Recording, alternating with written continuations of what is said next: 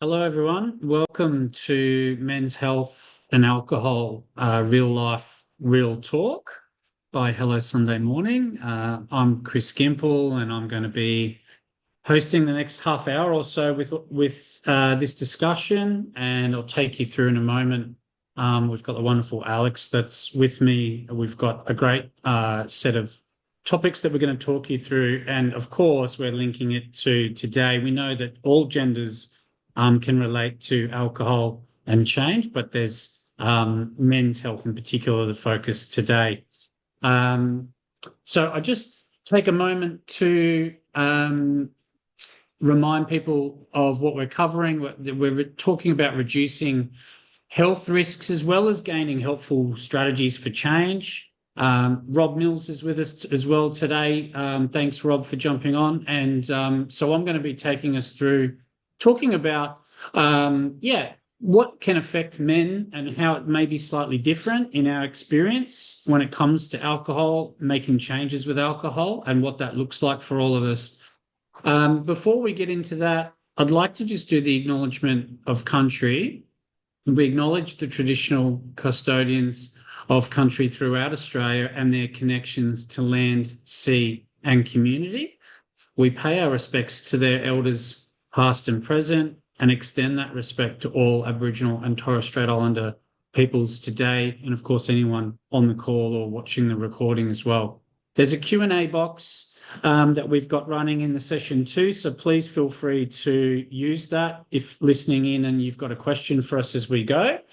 But I'll just introduce our panel a little further now. So we've got Alex Ferguson, who's with us, a man with an incredible story of changing his drinking after a cancer diagnosis and remission. And Rob Mills, an actor and Hello Sunday Morning advocate as well. So I might just start with getting them to do a quick intro of themselves, just to say what brings them here and how they relate briefly to alcohol and men's health. Alex, can you just kick us off by saying good day and a little bit about you? Sure. Thanks, Chris. Yes, I was diagnosed with Hodgkin's lymphoma back in 2019. Um, and previous to my diagnosis, alcohol was affecting me in a physical sense, and I couldn't really understand why.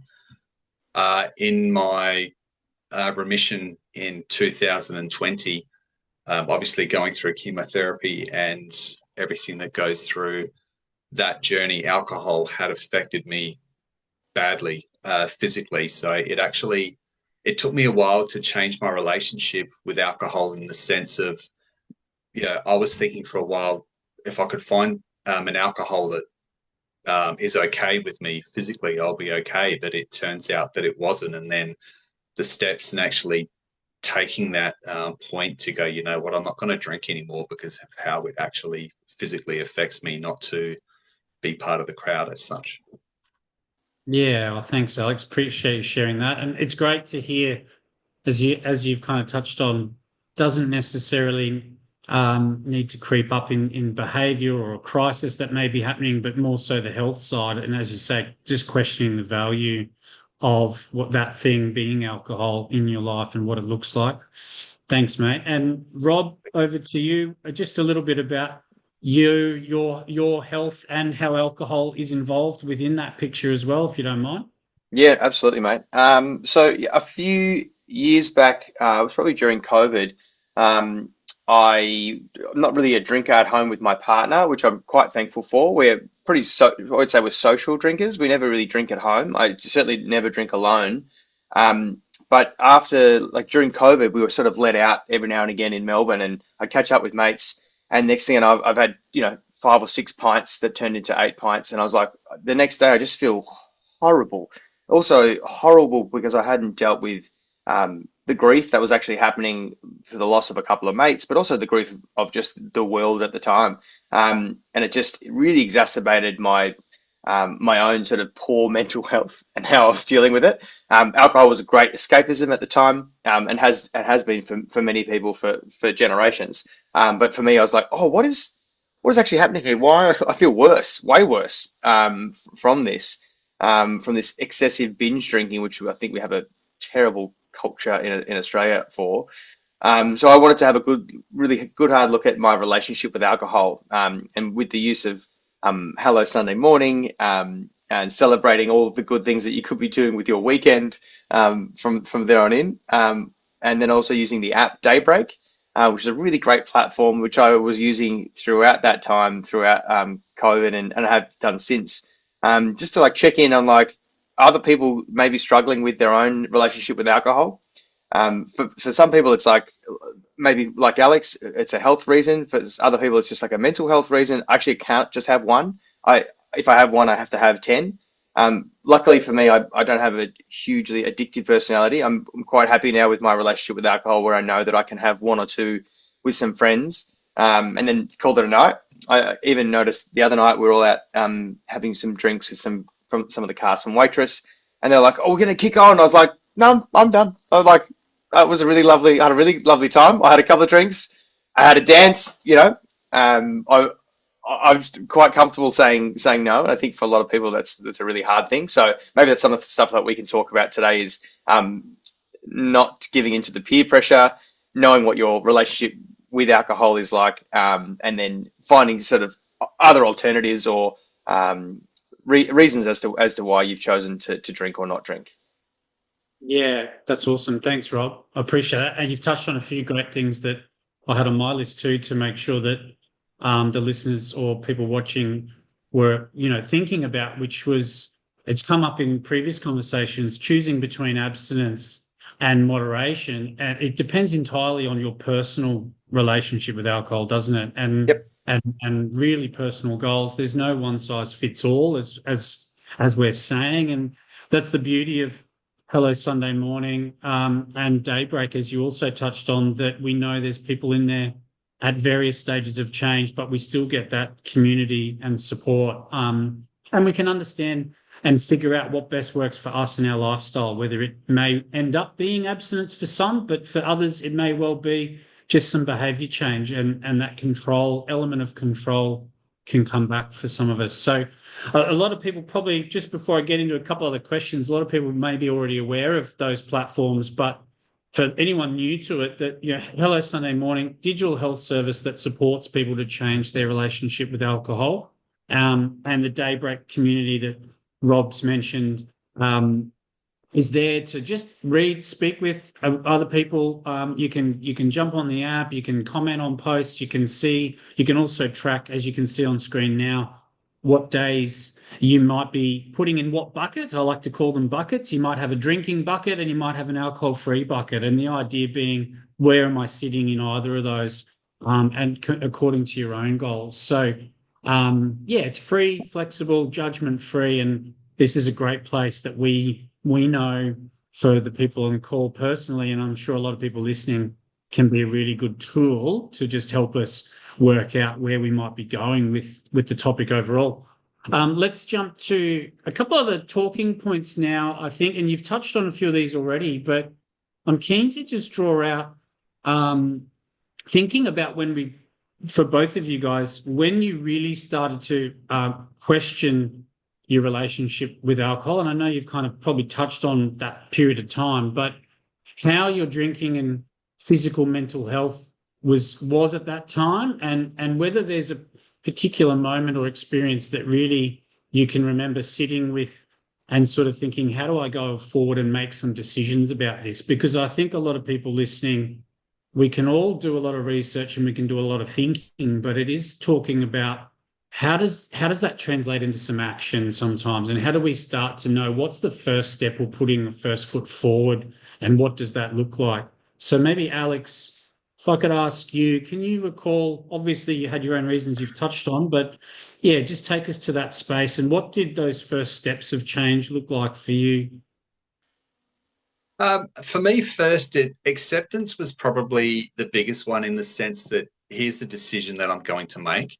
And, it wasn't an instantaneous decision. It was something that I did think of over time. As to say, physically, I was not well due to my cancer journey, but I was thinking, will I be accepted by certain people?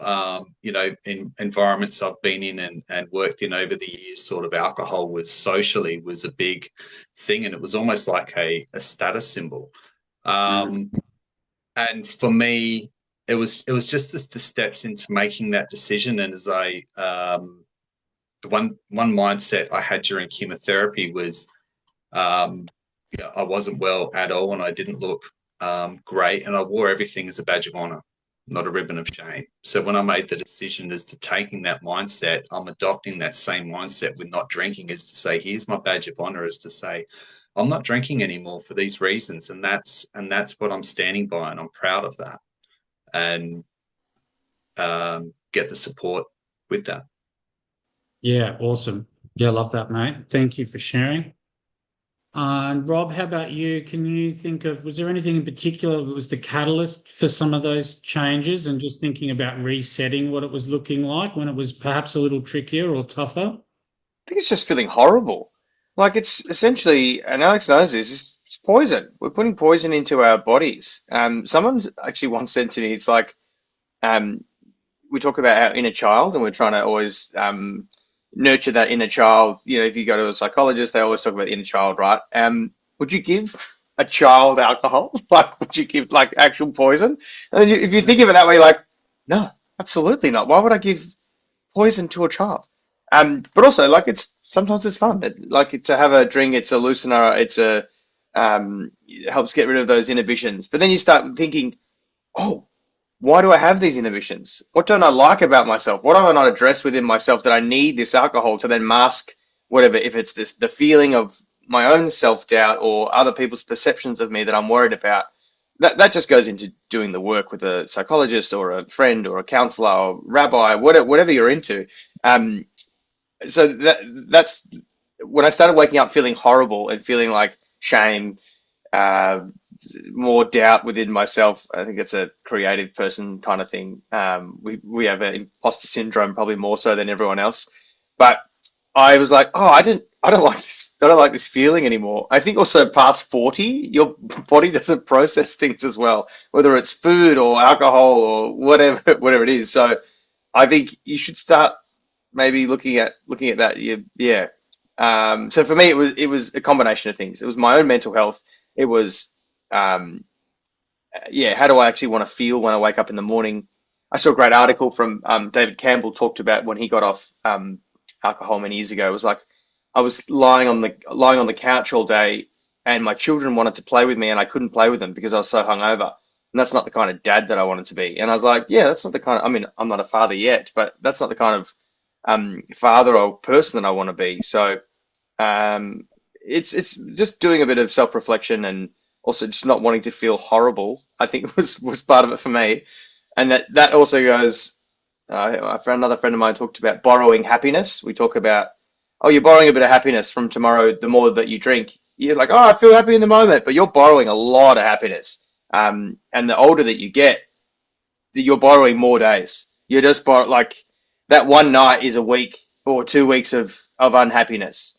So it's not really worth it, is it? Like that's how I sort of look at it. Like happy for a couple of hours or miserable for a week or so.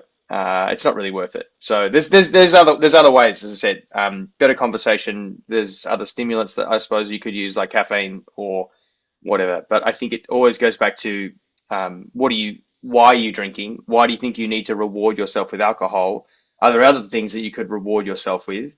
Like a good meal or an adventure. Like you use that money for like concert tickets or um, theater or like an experience, like a hot air balloon, or like think of the money that you could have used instead of on booze, which is very expensive these days as well. That you could have used on an experience with your partner or friends or a gift for someone else, or that's another thing I looked at as well. Yeah, definitely. Yeah, great points. Yeah, I think reminds me of saying that to a lot of people that you still get to feel good, you still get to have reward, but that just looks different. Like it just doesn't follow. You just don't follow the same system or habits to get to that result. We're still allowed to feel those same things. We just have to find different ways to achieve them, right? So, Yeah. and actually, you both mentioned something that I would like to just go to, which I think it's always good to talk about and be transparent, especially as men. We may not feel that we can be honest as easily or talk or speak up about what the booze does help with, or albeit momentarily, or perhaps in a period of our life, what purpose did it serve? Why did we find ourselves gravitating towards this thing?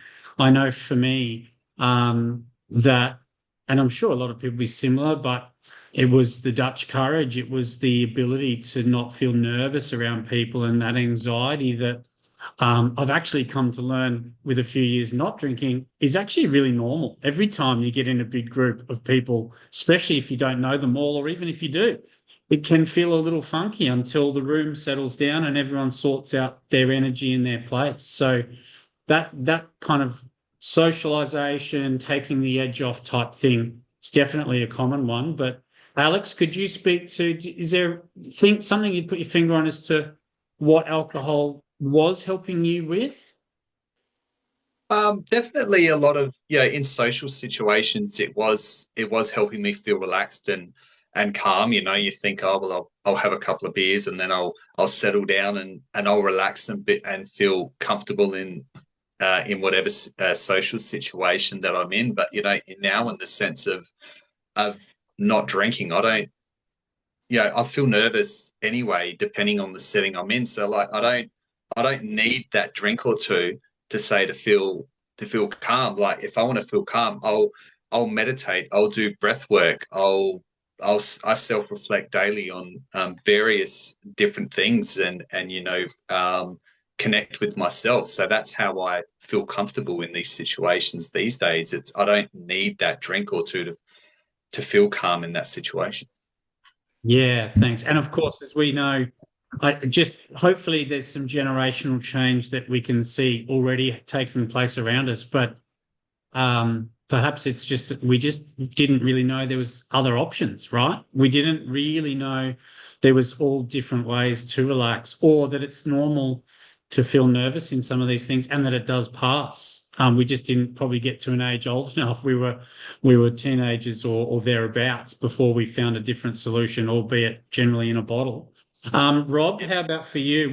What sort of things would you say it did allow you to do, and why you kind of probably went with it for a little while? It's fun, and you're right, it does help the escapism. I'll use an example of, I spoke to my brother on the phone the other day. We'd had a bit of a chat with our mother. It sent him over the edge. And he said, I spoke about it the next day. He's like, yeah, I finished those beers off that were in the fridge, and then I was like, yeah, I'm gonna cook a steak and I'm gonna open a bottle of wine, and then there was half a bottle of wine left. He was like, I'll just finish that off. He goes, I didn't want it, but he goes, I just kept drinking it. I went, Christopher, this is called self medication. You should not be. You should not be. He goes, but he's so self-aware that even in the moment he couldn't stop himself from doing that because he was so riled up. So one of the things I always say to people, especially like who are using the Daybreak app, which you mentioned before, it's such a great positive space to be in. Everyone's so non-judgmental. It's the people who constantly judge yourself in those moments, and then the day after, like, why did I do that? Like, well, it happened. Let's just chalk it up to like something that, yep, maybe you needed in that moment, but that's okay. You can't get rid of that moment, but at least my brother is self-aware enough of realizing I didn't need to do that, and I probably won't do that again. I should probably have just called a friend or talked it through, or which is always an interesting conversation I have with my brother about his his drinking. He's good gauge for me. I was like, well, at least I'm not doing as I'm not that far gone. I'm not self-medicating. But anyway, as I said, he's very good at openly talking about it. You mentioned before about self-reflecting and how important that is. Another way I like to do it is through journaling as well. And I just thought of, before you go into those situations, the breath work is great. Just a couple of deep breaths, a little bit of a self-talk maybe before you go into the room. Like journaling always helps me in what do I expect to happen in the room, or what can I bring to the room, or what is like a little mantra before I go into this room? I'm going to feel nervous, but what can I talk about that I know is exciting, or what questions can I ask of someone? Like, if you prepare yourself, it's like preparing for an audition, maybe. I don't know. Like, I'm just thinking of it now, but you're having to prepare for something that you're uncomfortable with. All right, the only way to get more comfortable with doing something is to do it more. So yeah, maybe journaling out some questions that are easily you can bring back up to use in the certain social situations, if that's your niche, or that's probably what's bothering you. So yeah, I think journaling is a really good way to self-reflect, and also to use before you go into a situation as well. That always helps me. Yeah, thanks, guys. Yeah, that's great. And I think we've touched on a few different things there. And again, it's great for those listening or watching along on this chat today to just remember that there is different ways that we can calm our nervous system. That's been a big thing for me, and I know it is for lots of people these days, to actually learn a little bit about what's going on in my body when I feel these things, and that I have some tools. Or do you know what? Sometimes we can actually just let the thing play out, and not every feeling or emotion needs to be solved. I think that's also a good lesson for a lot of us. It doesn't need to be fixed or taken away by, obviously, alcohol. So there's a few things there. I'm keen to get your guys' thoughts. I love asking people this, which is, what's one thing you wish you had known earlier? Now, it's not to say that, of course, there's never a perfect timeline and everyone's journey is their own, but there's a lot of wisdom that comes from making change and from sitting with different behaviors. So, Alex, to you, what would be one thing that you could say you wish you just had a known, or someone had just popped in your little envelope box? For me, Chris, it'd be it's okay to make that choice. If I'd known that earlier, I've always been a people pleaser, and wanting to fit in. But if someone had have said to me that it's okay, like to make that decision, it's okay not to be okay. You don't have to worry about what people are going to think of you, or how will you now be perceived. I wish, yeah, if someone had have told me that a long time ago, then yeah, it would have been much easier. Yeah, for sure. Rob? I love it. I was going to say, the same thing. I just love that answer. Like, it's perfect. Like, who cares? Who cares what anyone else thinks about you? And that goes back to doing the work on yourself, in your sense of self and self-worth, knowing, knowing your own set of values as well. Who cares? It's not like who cares, because we all need to fit into a tribe. But if someone can't accept you for not drinking, that's on them. Like, that's kind of weird, right? When you think of it, like, that's real weird. I was going to say, if someone had told me, like, at the age of 16, and said, so over the next 30 years of your life, you will spend X amount of dollars, maybe 20, 30, 40, $100,000 just on alcohol, you'd be like, what? Why would I do that? Like, why would I? That's money. Like, so every week you're telling me I'm going to spend $200, $300 on alcohol. And they're like, yep, that could happen. I'll put that money in the stock market. I'll put them in, I don't know. I'll put them in Facebook shares. I don't know, like why would someone not tell me this many years ago? I'm an idiot. I think there's a bit of that, but definitely more so the thing that Alex said. And what about the health benefits, guys? Because obviously we're here today, Men's Health Week, and that when we say health, of course, it's physical health and then it's mental health. So, what's some of the things that you love about some space from the alcohol? What does it allow you to tap into when it comes to your mind and your body? Alex, for you first. Yeah, physical fitness definitely has always been one thing for me. Like, for many years, I was a runner, and running for me was that ability to be by myself. I would have no thoughts in my head. I would concentrate on my breathing. I was moving. I'd love running at 5 a.m. And that was just massive for me. It's just getting out there, and being active. I was active in the gym. I was active on the road.